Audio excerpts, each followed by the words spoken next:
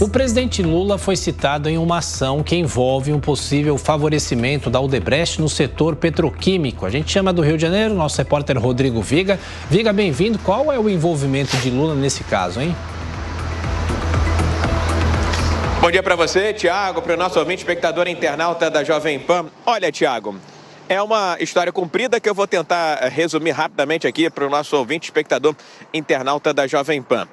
Um acionista, né, que tinha o controle junto com a família de uma petroquímica, a Triunfo, há anos vem questionando na justiça uma espécie de estatização e desestatização que aconteceu durante o governo Lula, justamente no setor petroquímico. Caio Gruntzweig vem tentando há muito tempo na Justiça do Rio de Janeiro questionar a venda do controle dessa petroquímica Triunfo, que aconteceu justamente no segundo mandato de Luiz Inácio Lula da Silva. Segundo a ação popular, que é movida por esse Caio Gruntzweig, o governo Lula teria favorecido um processo de estatização de petroquímicas aqui no Brasil. Através da Petroquisa, a Petrobras teria adquirido várias petroquímicas aqui no país e depois fez um processo de venda, um processo de alienação bastante questionável, segundo essa ação movida na Justiça do Rio de Janeiro.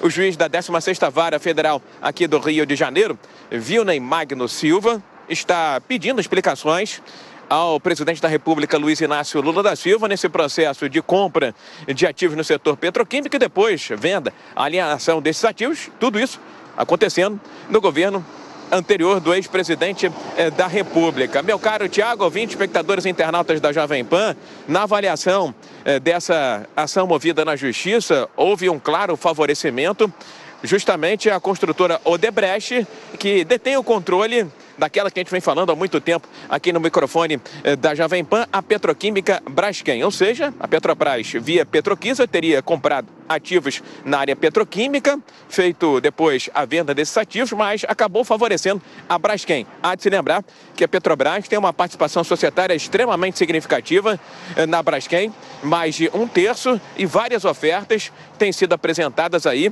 por vários atores para adquirir o controle da Braskem. Um fundo soberano internacional, tem o Grupo Unipar aqui no Brasil, dizem que os irmãos Batistas também estariam de olho nessa petroquímica, mas ao que parece, viu, meu caro Tiago, só para finalizar, a questão não é tanto jurídica na avaliação de analistas e especialistas, é uma questão econômica e também uma questão financeira. São propostas distintas, diferenciadas, e qualquer um que queira assumir o controle da Braskem via esse ativo, né, via compra desse controle da Odebrecht, agora Novo Honor, vai precisar do aval do sinal verde justamente da Petrobras e principalmente vai ter que internalizar nos seus balanços, talvez aí seja o grande problema, um prejuízo bilionário. Tentei ser mais enxuto possível nessa história bastante complicada que vem se arrastando na Justiça do Rio de Janeiro há muito tempo. E rapidamente, meu caro Tiago, só para quebrar o protocolo, quase eu não faço isso, né? Polícia Federal do Rio de Janeiro trabalhando intensamente na região dos Lagos, em São Pedro da Aldeia, apreendeu 33 quilos de maconha e skunk com um homem que foi detido. Mais detalhes ao longo da nossa programação, viu, Tiago? Como sempre, todo mundo muito bem explicado pelo Rodrigo Viga. Bom trabalho para você. Você ainda volta na sessão do Jornal da Manhã. E girando os nossos comentaristas para falar sobre essa história da Petrobras e em relação ao presidente Lula, Diogo Schelp, parece um déjà vu da Lava Jato, né? Do Petrolão.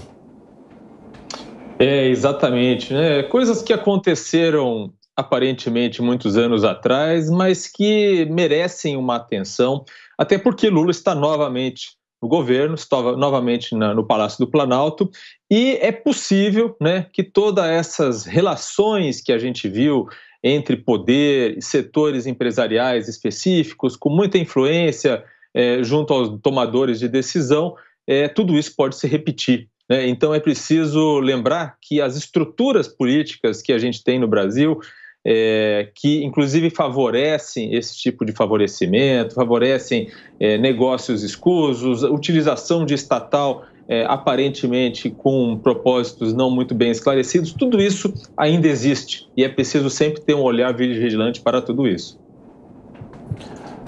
O presidente Lula, mais uma vez, envolvido em uma questão que envolve construtoras com dinheiro público, com obras, falta de licitação, enfim. É claro que isso é uma investigação, isso está muito no início, ele é presumidamente inocente, como diz a Constituição, para todos os brasileiros. Mas a história parece, de fato, uma novela que já assistimos, é uma reprise, aparentemente. É claro que a defesa vai ter a oportunidade de se defender neste caso, mas o cidadão, ele não aguenta mais ver coisas desse tipo.